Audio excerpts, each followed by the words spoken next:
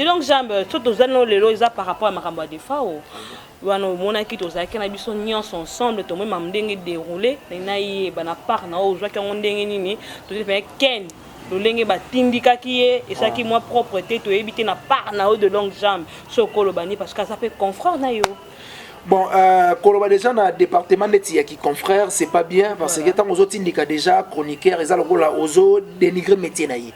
Donc ozo sous-estimer Moussala Tamsou et Salara. Mais on dirait Baken Piana Bazarana ba compte rendu, ba compte à rendre pardon na ba Batumusu parce que o atindika qui on a c'est un maître ninja ou un maître Yahweh Ranson donc Ken Pianana dans le roi de la forêt c'est je ne crois pas que c'était maître ninja. Non, elle est maître ninja parce que tant oiseau déclaré azo ça maître ninja ouais rakutu à lobby ke batika biso. Donc maître ninja ndé atindika. Mais tant au tindiki déjà muto yo yebi bon on a tenir vraiment maître ninja rigueur ces derniers temps Ken Pianana le roi de la forêt courant vraiment ils a moins de tindeti.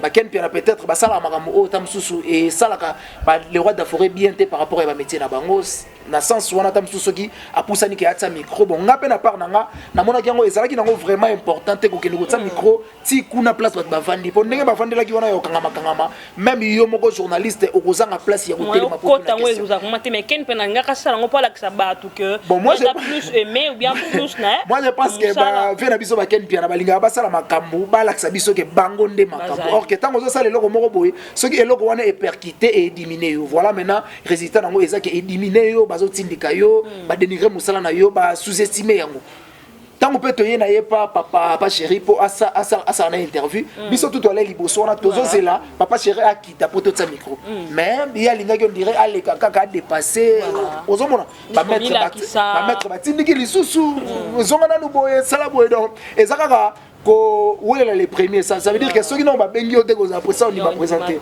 donc ba ça la pressé avant que ba benga bango na liste on a ya yango pe bazo so ba 12 yango pe bazo dénigrer métier na bango donc moi je pense na facette mususu eza bien té ko dénigrer métier ya mutu oyo pe bisonyo surtout exercer mais eza pe mabe ko kende ba place moko boy oyo eza na moins important té okoma wana pour na ndenge ba vandela ki wana moyen otsa micro za té ça qui donc là to longa na place wana to ke na to ke dona molo ndenge zo kendele na bato ba yaki wana ba bato na so ba artiste na biso ba yaki na makambo de fao to ke vraiment na ngambu ya Roger Ngandu et loko elekaki na Roger Ngandu l'air ya ko tia fleur mais to moni Jibem Piana asa mutu mo be o ko sala ngo mais Roger Ngandu ko ya yé pour na honorer peut-être Jibem Piana mais biloko ba policier ba sali ko tindika Roger Ngandu na ebité na part na en tant que de longue jambe sur que ça là qui on nini na motema bon on a part nangai soki nazala ki ndeti Roger Ngandu mais na linga na wela na place wana ya liboso te po ba yebi déjà que zakana papa chéri bo zala déjà botambola na yi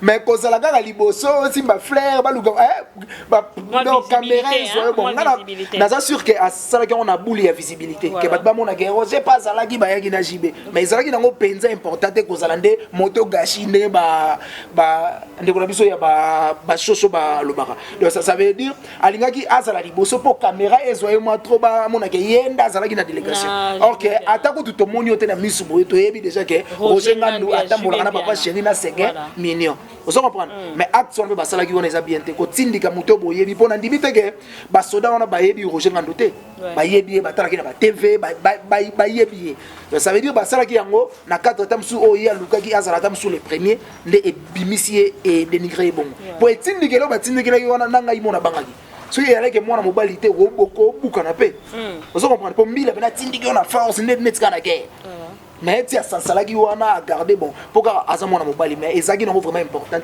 azala liboso wana ba mona ka yenda papa chéri vous comprenez que papa chéri pas qui na wana sur place azala ki na wana sur place mais ba tindiki yo ça veut dire olingaki osala tamso précédé papa chéri mais batu ba moni ke tamso etambolo yozo tambola oroni atape Weston ozo comprendre yango mbila ay parni aki de longue jamais on a biso nous tozaki na sur le chat donc sur le terrain tozaki biso nyonso mais ya komona ki présence à Weranson ataki bien ouais le roi de la forêt ça va malgré tout via la ramena profane na cop on a vu bena ba copie ya marama bilamba ba les profanes mais tellement ba yaki ko lela pas seulement musicien ça PRP et c'est nga via church anglaise bimba pour la moni la church anglaise bimba et on dit musique via pindoli ba pla pa na donc on aurait vraiment des femmes et puis c'est qui ben oh et salenga bien makasi na moni ke ba le roi de la forêt ba silate dans le roi de la forêt yé tu comprends bien que wera yé ça veut dire en gros ma fazer ba yé do écrire maintenant plutôt parler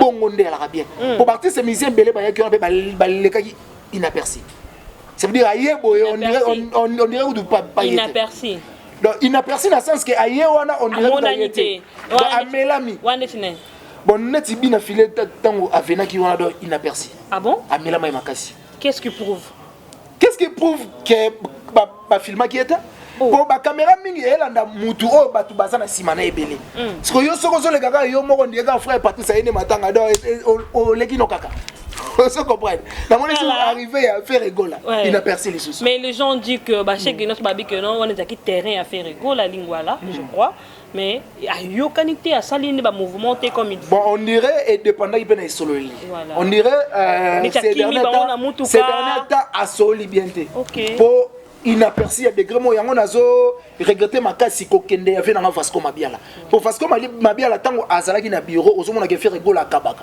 mais ba bogarde de la presse gouvernement o baye nango wana nazo comprendre té faire rigoler akomi maboko makasi on dirait soit linga ko tsala boko bimisa mbongo bakangi poche pas bogarde de la presse nazo comprendre té peut-être après c'est bon on peut ndenge mo en coulisses té na ndimité akima makasi akimi boye bakangi ba porte banini aki okota na ketch moko da kana ki té oge ya ki na rage on comprend donc ça veut dire aboyi ko le kolongola moi 50 moi 100 donc artiste na biso ba kuma bon makasi trop bon kabate mais apparemment le matin après des fois il était un peu négligé il y avait pas vraiment de gens ba soutenir qui matin comme il faut non nga na za sûr que les gars bien et les gars na ndenge que il faut les gars ba tena on a misé place bataki wana c'est propre et puis ba 8 ans ya kotika batu ba ya kolela matanga ces derniers temps ba matanga ezole kaka coup direct ça veut dire bon on a mort mbala mort mais il y avait pas vraiment la présence de tout le monde mais oh ça l'a bien comme on a Kofi Olomide bien sapé voilà na éviter la part non l'onyoko ba pona vient bon yango na uto bisa yo matanga wana ezaki pas seulement matanga ya artiste et musicien ezali matanga pe ya saper ça veut dire tango zo ya wana il faut se préparer en conséquence pour vira mbo benati ya yona moi makasi via te biloko na donc c'est que yemo tia yaki ayi bena ke biloko na poche moi biloko moi vivi yamo via tsaka nini mais na se poser la question fort na pousse na permet ya vient tout attendre na ko na yo kana nini via tsaka nini mais le grand mo pa wa ye wana au sentir que mbiaka ndai nga eloko o salenga plaisir presque ba tête d'affiche ya musique ya Congo bazalaki tant déjà où est rançon naza Jibem Pianaza Bina Filaza Babindo Mbaza voilà Ferregolaza Bina Filé et ça là déjà bien on le dit Bina Filé non Bina Filé pe to tangi kaka parce que il faut to tanga mais elle qui vraiment inaperçu et zo là que ça que on dirait il laquelle mot ba laquelle banga mikolote hein bon au moni mutu o abimisa yo soki ozo insulter trop ako baby sayo pe na département au Fula Melaki. Ça veut dire que Fabrigas a un droit il y a que maudire Bina Filé musicalement. Mais out na libu munaita. Comment dire ce qui a l'état qui na villa novaté mais to yeba été. Ata na kokomba ige ata Bina Filé to to yeba na bisoité. Ça veut dire que mutu aboti c'est Fabrigas. Aza le roi parent na musicalement. Donc ça veut dire ceux qui ont manqué parents ata parent laquelle yoté ou soit il laquelle. Au fingi papa. Donc on est à sort ya ko manquer. Eza ba sort ya ko manquer parce que ceux qui to zongi bien, ceux qui otali première disque ya Bina Filé à forçaté. À ça la promotion, tes disques et ni salé la promotion. Vous comprenez? Mais ce que yo ba c'est la promotion ba tindika ngo mais e simbati. Eza sort ya ko manquer papa na yo. Mutu o asala yo. Mutu oyo à travers yendo zo ga chance ya rouler carrosse. Mutu oyo à travers yendo zo ga chance ya ko payer basket.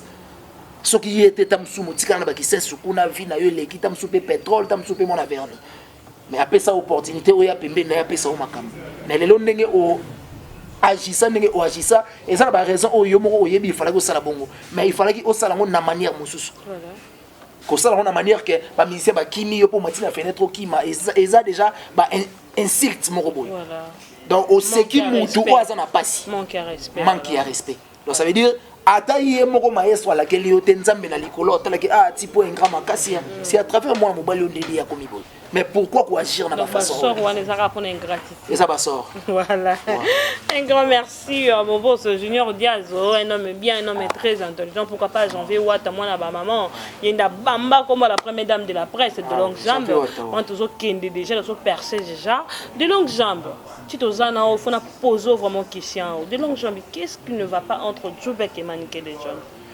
Rien du tout. Moi, je pense que rien du tout. Batebele va insulter Maniké par défaut. Voilà. Ça veut dire que Moutoumusou a insulté Maniké pour batalaye. Pour ndega na le bara sans Maniké d'internet, internet c'est ça. Qu'est-ce qui te dit ça de longue jambes? Maniké sans Karine Moko dit Maniké des jeunes. Maniké azal roi moi na popia bana mindele. La vérité je te dis. Sans Maniké d'internet, internet c'est ça c'est ça. Moi oui. Donc Azal roi jouer. Voilà. Il y a batapoto. Elle a toute technique il y a aussi la marambo. Donc ayebi ndenge ya ko satisfaire bato. Nini ya ko sala propose. Dalaka mutu a comité na niveau ya osala émission na hôpital. Tala na décret. Mais sopi te pona ye alingi bato baloba. Mais na kata bato baloba wana eza na ebele baloba bien mike bako loba mabe. Donc ça veut dire sans Maniké d'internet. Avec toute intelligence au Maniké Azalarango. Très bien. En tant qu'une mère, à cause de ça, la mère a tapé dans l'hôpital, a fait une mission dans l'hôpital, et toi tu dis que Azan est descend animé ou moi popine. N'a pas si exemple, n'a pas si exemple. N'a pas biboy. Biso n'a pas on a biso Maniké de John Tokos tolera quitter actuana. N'est pas ça l'émission bon. Mais déjà de faux. Mais hier moko Azan a pas raison au second tournier au Seigneur pour aller à pire raison. Les jours non attends. Tu otanga ba kombo le roi Denis Lessi. Denis c'est rosa et l'eau mo be mo nyango tor. Pasteur Denis Lessi to Denis Lessi. Pasteur Denis Lessi. Très bien. Rosa et l'eau mo be mo nyango tor. Mais il a tellement la capacité et tellement bible à définir on la ndenge muso pesi raison. C'est la même canne que na ma. Ezalo kwa ba français nde balobaka les propos tenus engagent que son notaire. Ça veut dire mutunda za maître ya makambo a lobby. Yo oyo bouleverser yango te po ezaye. L'opinion ya mutu ezaye. Ça veut dire ngai nde nazolo bake batu musu ba yaki balekaki inaperçu eza opinion nanga mais mutu musu na misu na ya bondoki to nde ya monelaki ya lobaki eza ki plaît mais nga na monaki eza plainte eza opinion nanga. Voilà, merci beaucoup de Longja. Mais moi je reçu de qui Djoubek a dit qu'il ne connaît pas Maniké. Maniké c'est un barbare. Maniké donc a mutu mo wena ebité ba phrase musu sa tenaki moena lo bango devant le caméra ya te bango mo balanda ki yango donc ça qui vraiment bien te na meke moi ko lo belango mais simba ki te na de longue jambe pour définir en gros parce que il est là pour dire que Maniké c'est une personne à cause de la table même qu'on le bat devant les gens. Je sais pas pourquoi il a. Mais normalement premièrement on a telle émission et c'est là passé. Voilà. Na bengi kudu na bengi Junior Diaso téléphone il est qualité ndé na ego benga yo. Na mais comment Junior Diaso a permettre ba yamba fou na chaîne naï.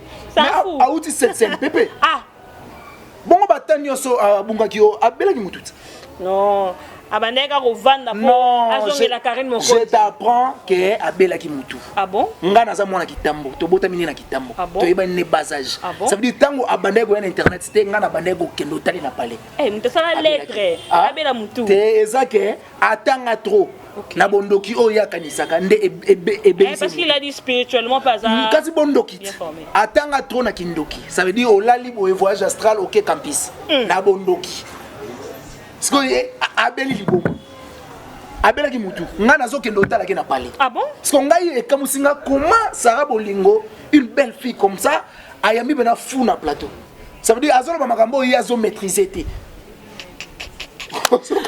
Non. J'avais apprécié papa Djoubek le baba français baba gros monga moko na ko détailler en côté de ba phrase mususu lo banga mona ba ozo ko ça ozo ba solo et là bon maka izanini a comment ça quitter là na français ça veut dire moi boy alo ba français yo so français OK ça continue na quitter yo buno ça français ko ba mo musu ya quitter la paix en français voilà parce que akima ko mo yango yo place no comprendre place mo be no ngana ye banga pe na nga licencié mais nazo komate tala licencié suki no ba soupe ka holoba ni moi tikali pe aboye na maman na mo be na poto ebisinga Sarah toi tu n'es pas là pour faire des émissions pareilles ngai maman na ndo commander donc maman a comprendre que Sarah au recevoir fou na plateau il dit ce qu'il maîtrise pas donc azolo papa mo voilà c'est un peu ça to boba moto na dit que on a pour na après ça qui était dans la français voilà Mais moi j'apprécie Djoubek, Aza têtu. Bon, Aza têtu. Mais Aza têtu, c'est la tétité son mabé. Ça veut dire Azo bénéficier de la tétité. Ah bon? Mais je te dis la vérité. Boyamba mutaliboma yango esala nga pasi. Quand on a telle émission on a bengi junior dia sur téléphone kangami. Na bengi yo nde na zuyo na sali yo capture émission on na moni que comment Sarah bolingo boye royamba mutaliboma na plateau na yo. Ofani na ye ba ko kamwe pa docteur Muyembe. Je pense pas mutaliboma j'espère. Donc Koyamba Djoubek na mona ki vraiment il y a en lui ils ont un talent mon robikat na. Talent. Oui. Yanini. Azolo ba bien. Talent non profité. Ah bon? Ça veut dire au rose a un talent mais au profiter là côté. Azala na film à profiter. Il se défend très bien quand même. Ah se défendra très bien par rapport à ba français ou à l'obaya lokuta ba accent zate ba makambo ezanga zanga belé. Mais a raté ba opportunité belé na vie na ye oyo a ko saisir ngo lisusu te. Azala e pas ken pe na film ba rata. Pour ba opportunité ba Djoubek ni pas ken pe. Pas ken pe na raté ni. Ba poussa e makasi. Et pas ken pe. Ba pesa ba opportunité makasi o soki azala ki mayele. Ndenge ye a. Mais lui il a dit que ken pe na un profiteur. Donc, Ken Piana a utilisé Rabato. Elle dit comment utiliser quelqu'un. Donc, on a utiliser, on a préféré à elle. Mais alors, Baramakambo, il est maîtrisé. Yo lobi que Ken Piana a zalaki profiteur. Voilà. Tant que yo mutamayele, au fani na mutu o yo au traitara kizengi. Azazo bazane mayele te. O baloko se na biki na fait. Au bénéfice ni na kozana Ken Piana. Oyo olobaka na TV que oleki Ken Piana mayele. Au pesa Ken Piana cours ya prononciation na langage. Voilà. So ipotangi lango voyage aloba école stade. Yo nde o explique moi. Parce que yo obanda ko ba makambo o ezana nzela. Ça veut dire yo nde obanda ko apprendre Ken koloba bien. Parce que au bénéficier nini et le côté. Oye pas Karine Mokonzi. Moi je suis un peu étonné parce que Nathalie n'a pas fan de commenter que Djoubek a combien déjà pas Yvette Kalombo. Ah ça là que pas Karine Mokonzi nanu. Ah ça que pas Karine Mokonzi nanu. Asvandi pas mami a bénéficié parce que cause là déjà tout en tour il y a makambo ya Karine Mokonzi ça veut dire il faut stabiliser vie. Voilà net ba janvier wata Mokonzi. Janvier wata ba stabiliser. Ça veut dire a eu problème moro a ba landier ba agresser a eu pota ba sali challenge 1000 euros et mbala. Est-ce que Djoubek lelo a auto que SNPP est-ce que ba continuer que mbongo rien ba aider na passer la famille. Qui t'a informé que ya route SNPP? Azan de konanga kitambo na yebi tango azol le kan émission te bino bozo zele kan émission okenga na oke l'hôtel na parler. Ah bon? Akoma ki liboma baokanga itina ba chaîne yango ngai tant on a talika émission na bi mais comment Sarah avant na muta uti à peine SNPP asala pe jido boko vande bo pe morote okoeli micro junior diazo a romé mangambu ke a tourna na chaîne na yi ozo comprendre eza bien te akepa Yvette Kalombo donc on insulte Karine Mokonzi pour qu'elle n'ait pas Yvette Kalombo ça veut dire OK place oyo et ça la Karine Mokonzi passe OK on se sentir bienvenue. Ça veut dire bah yambi yo na ko dénigrer na boule na bango ke batindi yo pas Karine oya ko beta 12 oyo kaka bango balobaka nini parce que ozongi soit pas Karine Mokonzi est-ce que Karine Mokonzi a yambi yo valablement Karine Mokonzi a kana maman boboto atrane te maman boboto oui kolimbisa eza ko bosana te ça veut dire mutu moko boyo asalanga mabe soka senga pardon na kolimbisa mais to kokoma musika de père que mabe mais janvier wata pas ça la Karine Mokonzi mabe lelo Karine Mokonzi yamba e comme mwana ba janvier wata bazwa chance ya kovanda na Karine Mokonzi place moko ba lekechu ba niamakor eza autrement na Djoubek eza lokola ki camarade ya ki mukolo na ya bomwana OK on se comprend donc ba janvier ba yebani na Karine Mokonzi ya kini mais ya yebani na Karine Mokonzi oh déjà za mami ato lobeli était dans la Belgique OK. Donc ça veut dire que janvier wata ako bunge la Karine mais ayebi point faible ya Karine que Karine na mami ayebi mwana na très bien Karine na bungeli eboye so na sali ka je oyo ako limbisanga valablement aussi tant on a la qui ça est place to outil na place to komi on comprend maintenant que ah bon ezaka mokili asa motu à s'excuser parce que Djoubek soki o gafele Karine on comprend que o utaka non n'est pas ken rival na ye ça veut dire bana la guerre d'esprit attends les loso junior dia so benga bano démarrer ben tel roya na evra yenda na zawana yango na utu ebisa yo azana nous a saisi sa opportunité te ya makambo asala ça veut dire asa stable te na vie asa rapeta msu na palete vous comprenez ce que bengi au teli 200 300 akoya afingi donc ndenge boyambaka awa afinga x jour boko benga ye a finga pe Y. OK. Ça veut dire azara na assise te. Donc asa sans position. Asa sans position, donc peuple nomade. Ça veut dire l'homme sans adresse. Djoubek Mambolo qui a wapona manike yoka de longue jambe ngazo démarrer. Mais normalement parce que ngai tina landi émission wana boselne na bangi nde na bitipo yo azaka ancien judoka. Eza lokola bozo se promener na déserteur. Ata abete mundu kite ako tchubo pe koni na bula bayonnette. Songa la bangi na bi mais saka bolingo. Comment comment na liboma et puis ex liboma ya judoka. Uko zo pareil koshi. Ako bulobe adversaire ne mo boye. Ya judoka ayo zo luka mamna Djoubek yo ko Djoubek. Olobi? Ko Djoubek. Te na za sûreté que na ko kai parce que yesi comme il faut. Or biso na ko kende. Il y a un docteur ne ba ko kai. Ba docteur Moussa ba ko kai. Docteur Moussa il faut tonga trop ba ko kai. Donc ngai na za normalement na ko kai te po iya za fou. Nga na za normal. Donc ngai na ye to za sous monde ma côté. Il y a réfléchir double triple. Nga na za ka moko. Donc na ko kai te. Odi? C'est mon frère. Mais balobaka laisser les morts enterrer leurs morts. Donc il y a un mystère batama boma. Donc il est parmi le bateau bazana dépassé. Oui. Sur le talon bien zam mtwazana dépassé. Aza le passé et puis a saisi sa opportunité à makambo ya passé té. Donc peut-être il pas zonga pour mouvement pays zongi ça. Naza sûreté ka zonga. Ah zonga té. Té naza sûreté. Ah. Ah sûreté. Un grand merci à mon boss Junior Diaz. On a son le bango ça rend plaisir le bango Junior Diaz mon boss hein. Un homme bien, un homme très intelligent, un homme très doux. Ah pourquoi pas saluer à Sami Gra, Sami Kamom ça. Je l'aime beaucoup hein, fille à matama lokolanga. Dans ma pambola biso na matama ya mbinga en plus. Pourquoi pas janvier wata mona ba maman. Amanike de John, ma grande sœur chérie. Et puis na lo bango la sala mo ba mouvement hein, la reine de l'éternel. La reine de l'éternel, coup de chapeau à Maniké de John. Hein? Ma tante est calculée. Puis on va mettre en bien. Basietou. Oh, voilà, désolé que nous avons la fin. Mais tu comprends la question. Tu qui solo mon Vienjora. Vienjora le loto mon aïe le na poto so katabilamba. Tu évites joani ni Vienjora zana on comme mon Vienjora. Le loto mon Vienjora sala misale belé mais Vienjora qui n'a pas ya héritier Watanabe sali de longues âmes de. Ouais, ça a plaisir. On comprendre que a eu des comptes finales. Parce que Venjora. Ouais, des comptes finales parce que la plupart il y a battu internet. On dirait potonner à la fin. Mais je te dis la vérité. Parce que ceux qui ont minute, na l'hôtel on doit long jambe koufi. Na go pas mêler au nom de Jésus. OK, Yesu avant qu'il a tout émission na go bon c'est venu sika. Parce que tu as architecte Yesu. A Kendas go bon c'est sur place to Okende. Donc ça veut dire plus que Paris. Parce que le long de Paris il y a rapidement fin, il y a internet. Ça veut dire Venjora a eu des comptes finales. Il y a Moussala Oya Salaki. Donc félicitations Venjora. Ça me fait du bien à Zopanza. Ça me toute une joie. Azu a chanté. Ça veut dire short à Katagi Boye à cause à plus de 4 de gens. À cause à Batouzen. Donc Azan a belé. Et puis style de jeunes il y a Mikolo Nazol la fort. Ou Atali. Maintenant c'est la soirée on a eu parce qu'il y a un Nazol non c'est là. C'est ça.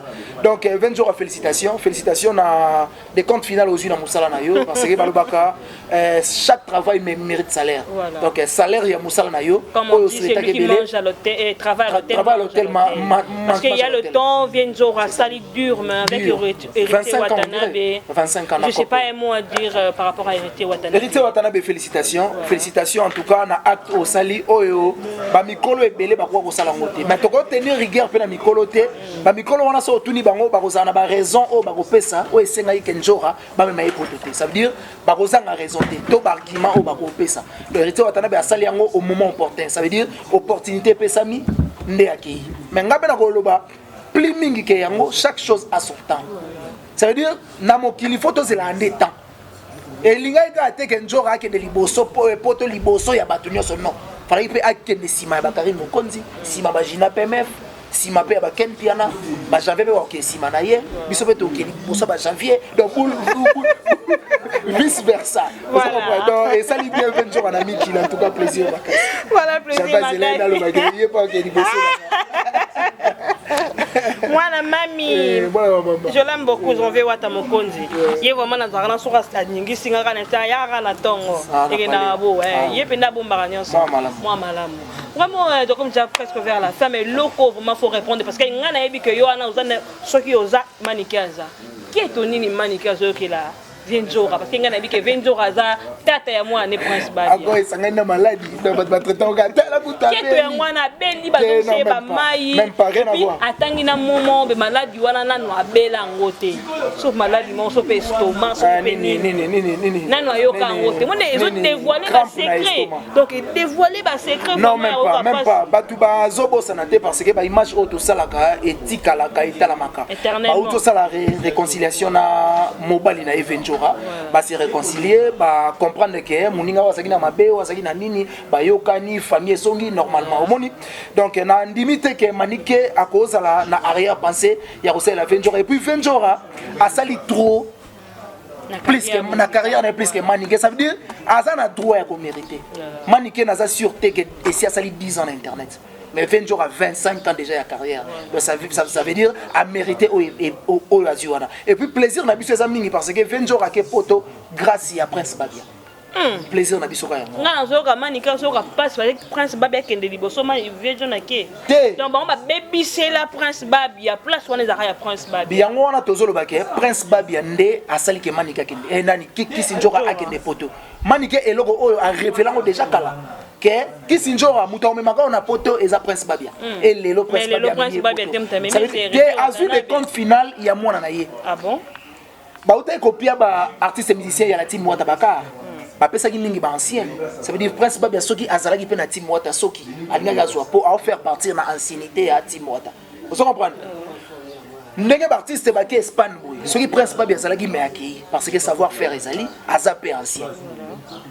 Donc ndenge Venjora ke poto ba récompenser ye billet ya mwana na ye de compte final de ya Venjora na bi ke manike oza pelele pepele Prince Babia oza pepele je crois normalement donc jalousie za ngwana te keto za ngwana te abengi kutu manike jour na tutie na pelo trois robes mo boya bazara tellement yo linga zara mingi donc ba plan penza ezoya donc rien à voir na ba penser à batou baza bien baza normal que tout monde ezate azo mériter poto akeye et puis to bosana te manike akenda poto liboso ya Venjora déjà obi déjà da kenda mikili. Ah bon manike atanga na Louvière na Belgique a foot minerva na franc belge. Ah bon oui déjà ba archive ezali photo ezali voilà vous comprenez